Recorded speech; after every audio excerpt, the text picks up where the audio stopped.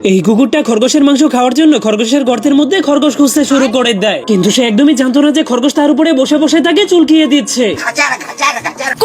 তখনই শয়তান খরগোশটা কুকুরটাকে একটা চুম্মা দিয়ে সেখান থেকে পালিয়ে যায়। এরপর একটা গাছের ভেতরে ঢুকে যায়। এই জন্য কুকুরটা তাকে বের করার জন্য গাছের মধ্যে হাত ঢুকিয়ে দিলে তার হাত অন্য পাশ দিয়ে বের হয়ে যায়। এই জন্য চালাক খরগোশটা তার চালাকি দেখাতে শুরু করে। এরপর একটা লাল টমেটো এনে তার হাতের মধ্যে ধরিয়ে দেয়। এই জন্য কুকুরটা অনেক জোরে একটা চাপ মেরে টমেটোটাকে ফাটিয়ে দেয়। যা দেখার পর কুকুরটার মনে হয় এগুলো হলো খরগোশের রক্ত, যার কারণে সে অনেক ভয় পেয়ে ভাবতে শুরু করে সে তার এই হাতগুলো দিয়ে খরগোশটাকে মশার মতো টিপে মেরে ফেলেছে। এই জন্য সে খরগোশের মৃত্যুর জন্য নিজেকে দোষী মনে করে অনেক জোরে জোরে কান্না শুরু করে দেয়। এর কিছুক্ষণ পর সে মৃত খরগোশটার নামে দোয়া করার জন্য ফুল নিয়ে তার গর্তের সামনে চলে যায়। तू मेरा वो दोस्त है मेरे भाई जो मेरे पे कभी भी कितनी भी बड़ी मुसीबत आ गई। কিন্তু তখনই হঠাৎ করে শয়তান খরগোশটা গর্ত থেকে বের হয়ে এসে ফুলগুলোকে নিয়ে কুকুরটাকে একটা চুম্মা দিয়ে পালিয়ে যায়, যার কারণে কুকুরটা অনেক রেগে কান্নাকাটি বাদ দিয়ে তাকে ধরার জন্য গর্ত করতে শুরু করে দেয়। এই ড্রাম দিয়ে যখনই রাস্তাতে রং করা হচ্ছিল তখনই সেই ড্রামের নাট খুলে যায়। এই জন্য সে সবকিছুকেই রং করতে শুরু করে দেয়, এমনকি এই গরুটাকেও রং করে দেয়, মুরগি এবং এই শুকরটাকেও রং করে দেয়। এরপর এই বিড়ালটাকেও রং করে দেয়, যাকে একটা কুকুর তাড়া করছিল। তখন হঠাৎ করে সেই ড্রামটা কুকুরটাকেও রং দিয়ে গোসল করিয়ে দেয়। কিন্তু সেই বিড়ালটার উপরে রং লাগার কারণে বিড়ালটাকে একটা দুর্গন্ধযুক্ত প্রাণীর মতো মনে হচ্ছিল। তখন সেখানে একটা আসল দুর্গন্ধযুক্ত প্রাণী এসে ডান্স করতে শুরু করে দেয়। এরপর সে একটা ব্যাংকে ডান্স দেখিয়ে বলে, यार मैं इतना सुंदर क्यों? কিন্তু তখন সেই ব্যাংকটা তার দুর্গন্ধযুক্ত পাদের কারণে পাগল হয়ে যায়। তার পাদের গন্ধ এতটাই ভয়ঙ্কর ছিল যে সে যেখান থেকে হেঁটে যাচ্ছিল সেখানকার সবগুলো ফুলই মরে যাচ্ছিল। এমনকি এই পাদের গন্ধের কারণে এই মৌমাছিটা একদমই মরে যায়। তখন হঠাৎ করে সে ওই বিড়ালটাকে দেখতে পেয়ে সেটাকে পটানোর জন্য চলে যায়। बाबू এই জন্য সেই বিড়ালটাও তার দুর্গন্ধযুক্ত পাদের গন্ধের কারণে সেখান থেকে পালাতে শুরু করে দেয়। চলো 1 2 3 ভাগো।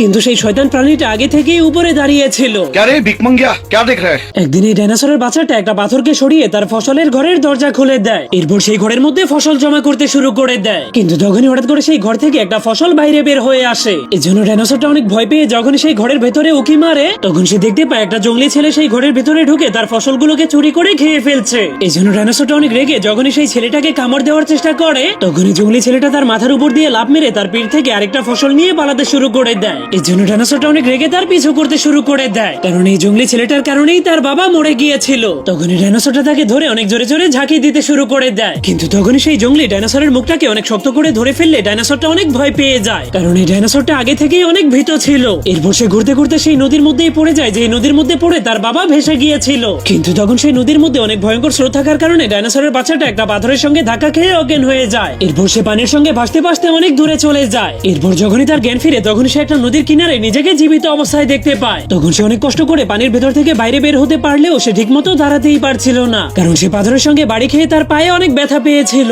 এই জন্য সে জোরে জোরে চিল্লাতে চিল্লাতে তার মাকে ডাকতে শুরু করে দেয়। কিন্তু সে পানির সঙ্গে ভাসতে ভাসতে তার মায়ের কাছ থেকে অনেক দূরে চলে আসার কারণে তার মা তার ডাক শুনতে পারছিল না। এই জন্য সে সেখান থেকে বের হওয়ার জন্য পাহাড়ের উপরে ওঠার চেষ্টা করলেই নিচে পড়ে যায়। পার্ট 2 দেখতে চাইলে কমেন্টে পার্ট 2 লিখে দিন। এই কুকুরের বাচ্চাটাকে ছোট থেকেই রানী রাজকুমারের মতো লালন পালন করতো। এই জন্য তার রাস্তার সামনে পানি আসলেই জলদি করে চাকর এসে সেখানে কার্পেট বিছিয়ে দিত।